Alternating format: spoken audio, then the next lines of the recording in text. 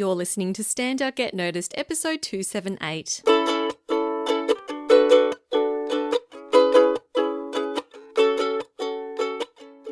Hi there, Rockstar, and welcome to Stand Out Get Noticed. I'm your host, Christina Canters. I help professionals and business leaders to build powerful communication skills. You can learn more about our training programs at thecmethod.com. So the other day I needed to print some sheets of paper, which I don't normally have to do, but I went down to Officeworks, and Officeworks is like a Staples for my non-Aussie listeners. And I went down there to print, and normally it's very easy. You just get your card, you swipe it, and you email them, and the print comes out super easy. But because we're in stage 4 lockdown, they have closed all the Officeworks. And so I went down there and they said to me, "Oh, you're going to have to go home and order online." So I went, okay, that's a little bit annoying. I only had to print 4 pages. And so I go back home and I log into the Officeworks website, and then I'm going through the whole process where I have to upload the PDF, and then I have to answer all the questions. Is it double-sided? What type of paper do I want? Blah, blah, blah. And then I went to put in my credit card details, and then it wouldn't add the print to cart. And then my credit card details wouldn't work. And then my browser, for some reason, wouldn't accept it wouldn't play Flash Player or something. And it took me 2 hours to get these prints uploaded and sent to Officeworks.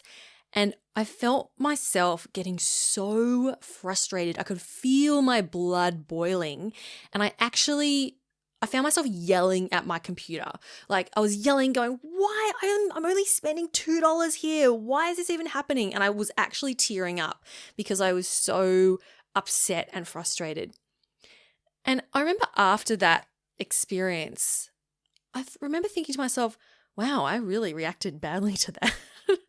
That was not very constructive. I got really stressed about that. Wow, about sending some prints to Officeworks. That's probably not the most constructive way to deal with that situation. And I want to ask you this, Rockstar. Have you ever found yourself reacting in a way that is less than desirable? In maybe a stressful situation or a frustrating situation. Maybe it's at work, maybe it's with another person, maybe it's in your personal life. But have you ever had an experience where you've taken a step back later and gone, that was probably not the best way I could have dealt with that?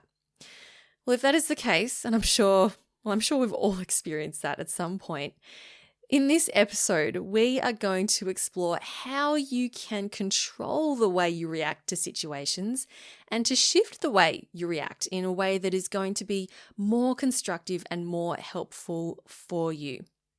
And I'm very excited to introduce you to my guest, Melanie Hayden, who is here to show you how. Mel is a behavioral coach and a facilitator with a passion for studying human behavior, and she has over 20 years experience in HR consulting.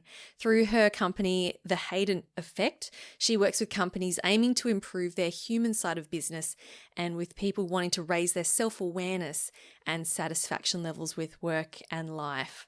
I met Mel through the Compass program, leadership program for women, which we are both facilitators of, and she's got just so much bubbly energy, and I thought, got to get her on the podcast. She also shares her own personal story in this episode of a homeschooling situation with her daughter where she had to put her own teachings into practice. So it goes to show this really does affect everyone. And Mel also shares with us some simple steps that you can take to learn how to better manage the way you react to situations. So if you can learn to do this, you'll find yourself feeling much calmer, less stressed, and you'll have better relationships with others as well as just improving your general well-being. If you find this episode valuable, I would love it if you could share it with someone who would also appreciate it. You can share the podcast through your social media profiles or simply tell someone. Say, hey, check out this great podcast that I heard the other day. Here's the link. All right, Rockstar, let's do it. Let's meet Melanie Hayden. We can't control what happens to us a lot of the time. How we respond, we have control over. And that's where I work with people to work out how you can actually control what your responses are so that you have a choice in choosing constructive behavior or behavior that is going to bring out your best and the best of people around you. And we do that by looking at what your thought processes are. A lot of the time, we have things happen to us and we go, okay, we'll deal with that later. And I have an analogy where I say, well, we put it in our bag. So something happens, we pop it in the bag. And then something else happens and pop it in the bag. We block it and pocket. And then we get to a point where we are carrying around a bag that is so heavy, and it also starts to split at the seams. And so things come out that we don't expect or we weren't planning on when a situation occurs. Can we dive in more into this analogy of the bag that we carry around? Because I really love this. So what I'm hearing, Mel, is that we, instead of collecting, it's kind of like how we collect things and we hoard items and we hold on to them and they clutter up our life. And so what are the things that we're collecting in this, would you call it an emotional bag, a mind bag? Like it's a thought bag. A thought bag, okay. Yeah, so it's what shapes our thoughts. And so we may have had something happen. So we're, driving down the road and somebody swerves into our car and it causes us a lot of fear. And, maybe some damage of some sort. Maybe that's just not go too serious, but it damages our car. And so you're without your car and you're spending a lot of money and you got to walk and all the rest of it. And so that passes, and then the next time you're driving along, somebody just slightly swerves into you, and all of a sudden the thought comes back and you go, oh, I've seen this happen before. And you jump to assumptions, and then your thoughts and your feelings all shape around that, and that's what shapes your behavior. So how is that a problem? If I'm what is the thought that I'm holding onto? Is it that all drivers are bad, or this always happens to me? Like, what are some of the thoughts that? So you might freak out completely and go into angry mode because you go, I'm not going down that path where I'm going to be without a car for 6 weeks and and all the rest of it. So, and even though this person's only just slightly, and it's not even going to be a situation, you react it's like a protection. All of these things that we carry around in our bag a lot of the time are to protect us, but they actually often hinder us more than they protect us if they are not of value. And that's a really important part as well, because we need to ensure that what we're carrying around in our bag in terms of our thoughts are in line with our values, with the way we want to see ourselves as our best version of ourselves. So you're saying that we go through life and we collect these thoughts about ourselves, about other people. I guess I'm thinking of an example of, let's say, someone in the workplace who is delivering a presentation and maybe they don't do a very good job. One thought they might have about that is, oh, my boss thinks I'm stupid, or I always freeze up. I'm not good at public speaking. Is that an example of a thought that might be kept in your bag and carried around with you? Definitely. And I think that, we talk about fight, flight, or freeze response. That's a really good example. So somebody who goes up and makes a presentation and, is conscious and a little bit nervous about it, if somebody asks them a question that they think is having a go at them, right, or, well, what do you mean by that? And they go, oh, so that person's either, if they're going to come from a defensive point and they're not choosing the most constructive behaviour, the fight person will go, oh, well, weren't you listening? What do you mean? Well, why would you ask a question like that? So that's that sort of aggressive. Right. Whereas somebody who flight might all of a sudden want to withdraw from the situation and shut down. And somebody who freezes might just not be able to say anything. So it's our thoughts, and when it comes down to it, we don't know what this person is thinking about us. We can only control our own thoughts. So being conscious of that is the greatest gift that you can give yourself, because then you choose how you respond. Right. Okay. And I do want to dive into that a little bit later. And Mel, you're probably sick of me coming back to the bag analogy. No, I love the bag analogy. All right, cool, cool. So we've got this bag that we carry around with us, and it's collecting all of these thoughts based on the experiences that we've had. And these thoughts may or may not serve us, but we're carrying them around anyway. What do most people do with this bag? Ignore it, Okay. or a lot of the time not acknowledge that it's there.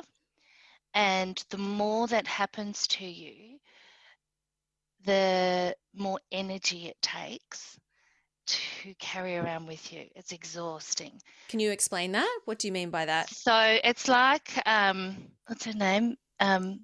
Marie Kondo? Is that her name? Yes. Yeah. The decluttering lady. We're decluttering. So like our house where you collect things and it might have meant something to you at the time, so you keep it.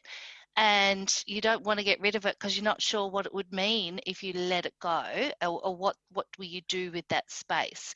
So it's the same type of principle, but just from a behavioural perspective. We're checking out what you've got and what it means to you, and does it benefit your behaviour or does it cost you in some way?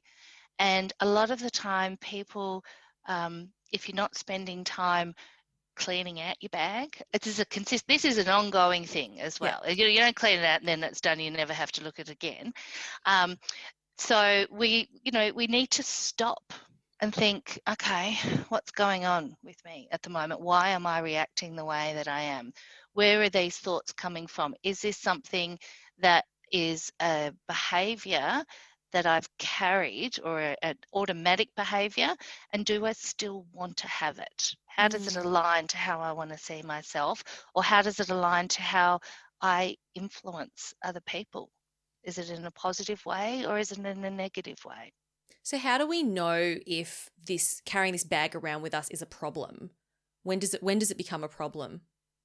It's all around how we're spending our time and energy.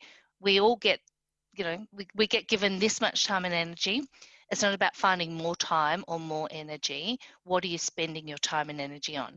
And if you find that you're spending time and energy in an area and it's not benefiting you, so for example, it's causing you massive amounts of stress, and you don't like how you are responding to situations or people, or sometimes it's when people get feedback around that, unexpected feedback, whether it's a breakup of a relationship, whether it's feedback from a manager or feedback from a client.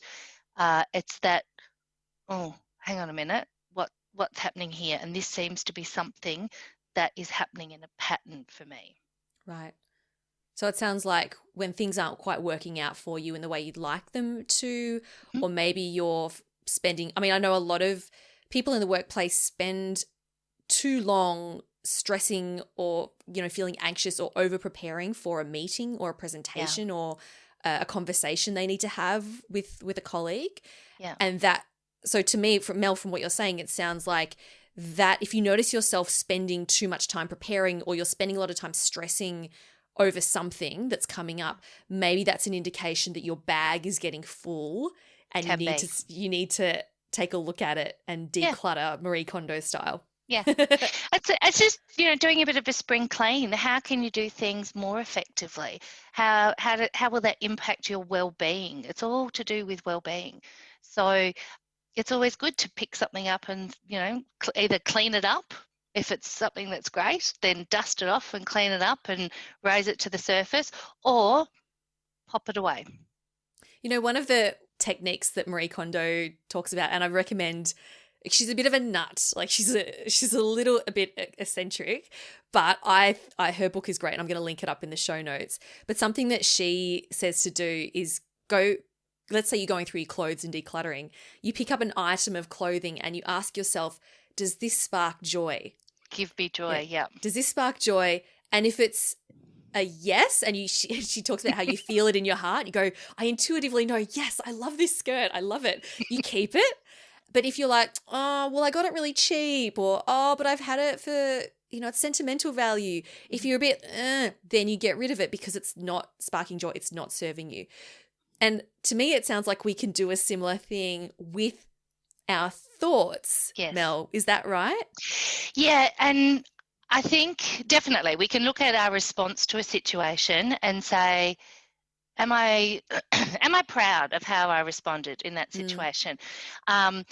Was it constructive? Did it take a lot from me in terms of, time and energy and stress, or was I able to move through effectively?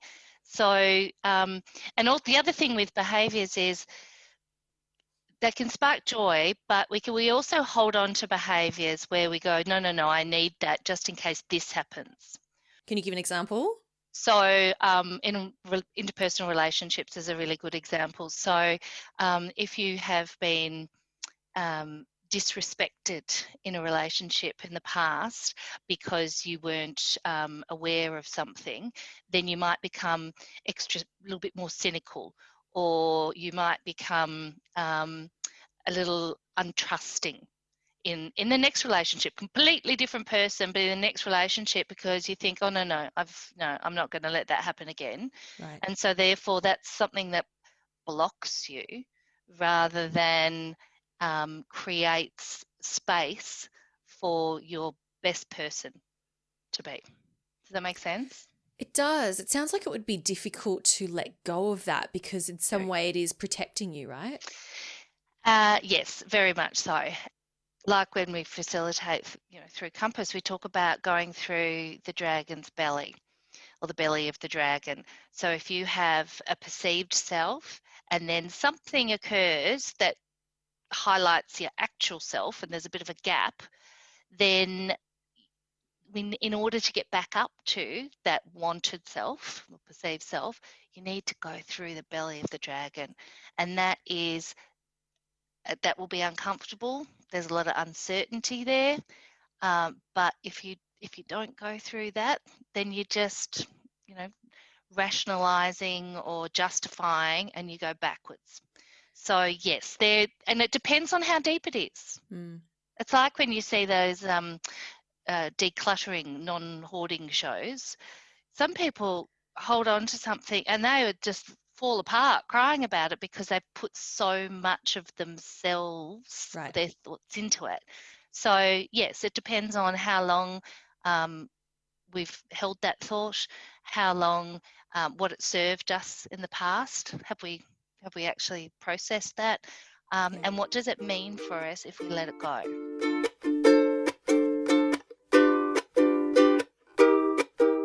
Okay, Mel. So now that we understand the concept of how we hold on to things and react to situations, can you share some steps for how we can change the way we react?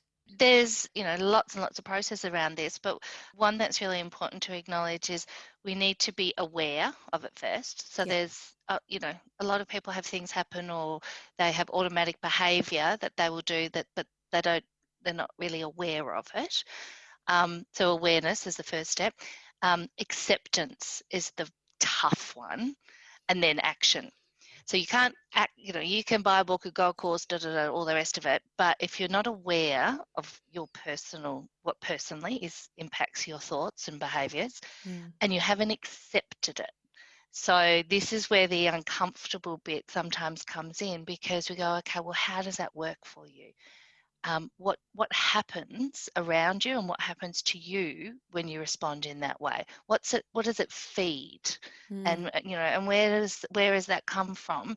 And it's not a matter of lying down on the couch for 6 months or anything. Focus forward. It's that solution focus. We want people to keep moving forward, but that acceptance point, actions moving forward, that acceptance point is just, let's stop and have a look at it. And do you want to keep it? Do you want to change it in some way? Or do you want to let it go? Would you mind sharing an example, Mel, of maybe a time where you became aware of a reaction or a thought that you were having? For me? Yeah. Oh, I have these things all the time. I can give you one from this morning. Yeah, sure. I am in Melbourne, so I am in lockdown. I also have had a broken foot for 3.5 months. So I've been in stage 4 basically for a long time. And I'm homeschooling my 6-year-old, almost 7-year-old in grade 1. great idea to send her to the local primary school, but which is a bilingual school. And so that was fabulous until I have to become her teacher and everything is in French. So, and when I was at school, one of the worst things, I just hated these things was, if the train leaves station and it's traveling for 2 hours, what time is it going to get? But this is what we had to deal with this morning, but all written in French. But I'm going to say it in English because my French is not great. So it's things like, today I'm going to leave for Adelaide. It's 6 o'clock in the morning now. I'm going to leave at 6 o'clock. It's going to take 7.5 hours to get there. What time will I get there? And so Tessa, my daughter, is, working through, and I can feel, I often say to people, acknowledge the physical feelings that you have, because that's your first clue. So for me, it's, a bit of this starts happening. Like tightness in your shoulders? Tightness in my shoulders. And in the back of my mind, now that, I'm thinking about it, in the back of my mind, I know where this is coming from because I hated these types of questions and they made me really angry and feel frustrated that I couldn't just click them like some people do. And she was taking so long to get to it and she's dancing, she's, I don't know, maybe. And I'm like, and this is my automatic reaction was, can you just concentrate? If you used all the energy that you're using to dance around and move and to actually concentrate, you might be able to do this. And because I don't want her to be as frustrated as what I was when I used to do that. But that's not the most constructive way that I could have responded. And fortunately, I can catch myself and I try and practice what I preach. Stop. Love this analogy. Stop. Stop. S for stop. Take a breath, observe what's happening, openly observe what's happening. So I thought, no, this is to do with me. This is not to do with her. And then proceed with choice and in line with your values. So that's STOP. So it's actually the acronym STOP and each one has a different step. Can you repeat those for me? So stop. So stop, which is often the hardest bit when you feel, something happening, stop. Take a breath, full deep breath, observe what is going on. So what is actually happening here? So what did you observe? I observed that the frustration was coming from me and I did relate it back to, I hated these types of questions when I was younger. So, all of that was bubbling down. And I mean, she's 6. She's just sort of, doing this kind of thing. But that was enough. That was just, I was almost like it was a little opening for my bag to spill and onto her. And that wasn't the most constructive way of, trying to bring her back. And, I'm a teacher, but not of 6-year-olds. God. And definitely not in French. And not in French. So tell me, so going back to the 3 steps that you talked about before, which was to observe and then accept. Aware. So be aware. 3 A's, okay. Yeah. So awareness. Yep. Acceptance. So tell me about what you did in that moment to accept. Well, I accepted that it was coming from me and it was not something that was coming from her. I don't think I've processed it because even when I'm talking about it, I'm still angry that I couldn't do those kind of, questions when I was younger. But I accepted it to the level that I could change my action or change my response to it. And it is very much a deep breathing. Unfortunately, my beautiful Tessa, because I, speak to her about all these things as well. And she will actually say to me when she sees me getting a bit tense, she goes, Mum, stop, take a breath. And sometimes I feel like saying, it's like when I'm trying to get her out the door or something, and I haven't got time to talk about you. That's what I'm thinking, but I have to do it. She goes, no, deeper, Mum, deeper. And it actually does work. That is adorable. I know. She goes, okay, now we're right. I was like, oh my God, you're only 6. What are you going to be like when you're a teenager? But anyway. Sounds like you've taught her well, Mel. Well, I love you too well at this point. So So the third A, which was the action. Yes. So what was the action you were then able to take after you accepted? Afterwards, I actually said sorry. I said, no, let's do that in a different way. And it's about a level of tolerance and, acknowledging my frustration in a situation, I said, okay, let's do it in a different way. So then I drew a line which had 6 a.m., 7 a.m., 8 a.m., 9 a.m., all the way through. And then we counted, and then I'm putting a sun for a.m. and a night for p.m. And I said, so if we leave at 6 a.m. and it's going to take us 8 hours or 8.5 hours, whatever, let's count. Let's do it that way. Yep. And did you do that in French? I knew you were going to ask that. No, I did not do that in French. That would have been really impressive. Well, when she has to write it in French on her Seesaw application. So, but no, we actually did that bit in English. Well, Mel, thanks for sharing that example. I think it's a really beautiful way of illustrating the concepts that we're talking about here. And tell me, Mel, as a result of that, because, we're talking about, okay, it's important that you are aware and accept and then change your actions. What result does that then get for us? How does that then affect ourselves and then the people around us? Well, it gives us the ability to know that we have a choice. Right. We don't have to go with what we've always done or what our automatic reaction is. And it's going to happen all the time. It's not striving to be perfect. It's being human and giving ourselves the opportunity to go, hang on a minute, I'm going to do that in a different way. That wasn't the best way that I could do it. That wasn't the most constructive way for me to do it. So it's all around that feeling of choice. And when we feel we have choice, then it brings us much more calmness. It also brings clarity into the situation. And that's so important for our well-being and the well-being of people around us and how we connect with people as well. It is so powerful when you do realize that, I can choose to react in a certain way. I don't have to do the thing I've always done. And, so I think for those who are listening, if you ever notice yourself saying things like, I always get so angry when this happens, it's like, well, you don't have to. Challenge that and go, do I have to get angry when this happens? Do I have to get really stressed and anxious every time my boss asks me, to speak in a meeting? Do I have to do that? Maybe not. Yeah. And that's exactly right. It's that difference between having that fixed mindset. Oh, well, that's me. I always do it like that. Oh, well, you can't change that now. No, you can. And by going into it with more of a growth mindset, we go, okay, that was really interesting that I responded in that way, or I'm really curious to think about why I'd always do that.